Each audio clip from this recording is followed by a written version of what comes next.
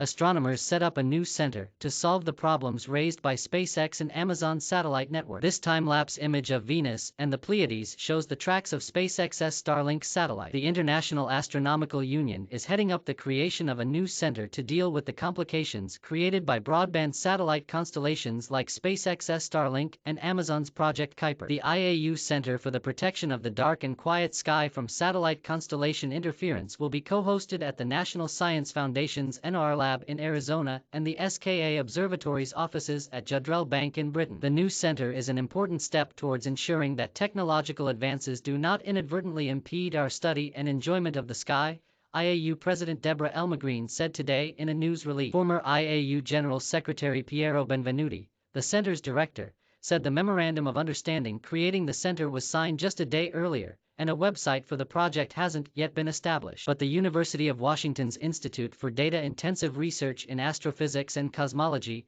or DIRAC, is already getting a head start on one of the center's missions, cataloging astronomical images with satellite streaks so that they can be made available for analysis. This is just the start, UW astronomer Meredith Rawls, who heads up the Trailblazer project, said during an online news briefing. We need to go beyond professional observatory images and have other kinds of data repositories, to include radio data and observations from amateurs. Even just DSLR photography can contribute to understanding the problem, because if we don't have data, we can't really take the next step to come up with solutions. The problem first rose to the surface in 2019 when SpaceX launched the first 60 satellites of its Starlink constellation, which is aimed at providing broadband internet access for billions of people around the world who are currently underserved. Astronomers quickly noted that the satellites reflected sunlight and spoiled their observation. And even though SpaceX has since taken steps to reduce the satellite's reflectivity, the problem persists. The conflicts could become more acute as a new generation of astronomical facilities,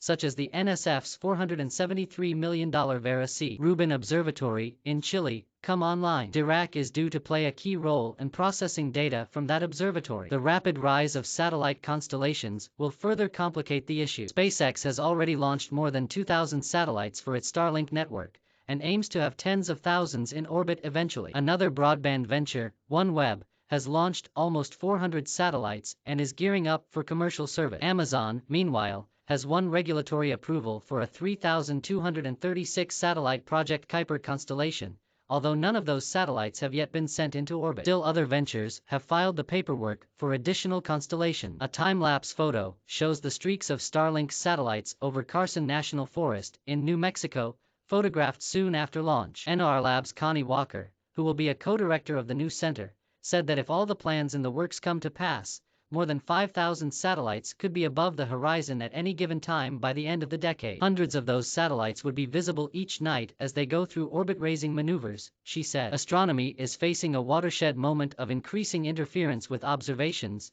and loss of science, she told reporters. This week's creation of the new center follows months of deliberation that involved astronomers as well as policymakers and industry representatives. The stage was set last year when scientists and other stakeholders laid out a set of recommendations in the wake of a virtual workshop. Benvenuti said the center will officially begin operations on April 1st. The center's activities will be funded at first on a bootstrap basis by the IAU, NR Lab, and the SKA Observatory. The initial budget is not a big one, he said, but the organizers hope to raise additional funding from government agencies, academic sources, and industry contributors. Walker said the organizers are already talking with Amazon, OneWeb, and SpaceX. Each of those three companies has indicated quite strongly that they would like to work with us wholeheartedly and do as much as they can, she said. She acknowledged that mitigation efforts are limited by satellite designs and operational requirements. For example, OneWeb isn't able to lower the orbits of its satellites, which could have reduced the time during which they can interfere with optical and radio observation. There are other mitigation solutions that they can do,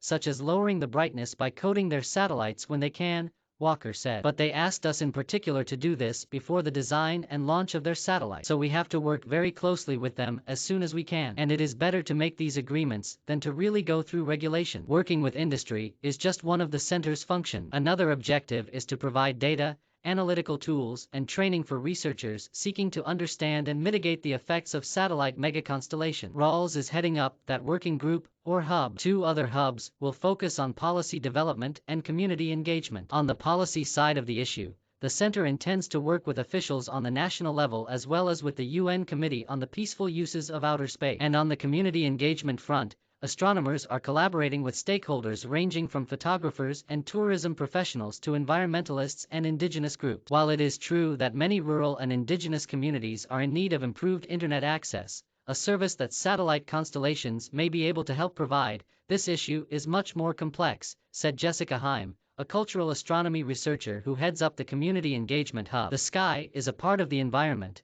and Earth's ecosystems can be affected by changes in the sky, Heim said. We concluded that it is essential for industry leadership, space actors, and all constituencies to work together to co-create a shared ethical and sustainable approach to space. In that vein, Rawls said that the resources provided by the Satellite Data Hub that Shell be heading up, known as SatHub, would be made freely available to the public. This is not just a tool for astronomers, she said. It's for sky observers of all kinds, data analysts, software developers, satellite industry experts, students. I want this to be the kind of resource that I wish I had when I started learning about this problem for the first time 2 years ago. How to help. In an email to GeekWire, Rawls provided further detail about the Trailblazer project. At the moment, Trailblazer has just a small test suite of images, although it feels like somebody emails me every week or two with more, or tweets about how they found some streaks in their recent observing run. Trailblazer will begin soliciting uploads of FITS images known to have satellite streaks from observers worldwide once we launch. If folks want to help,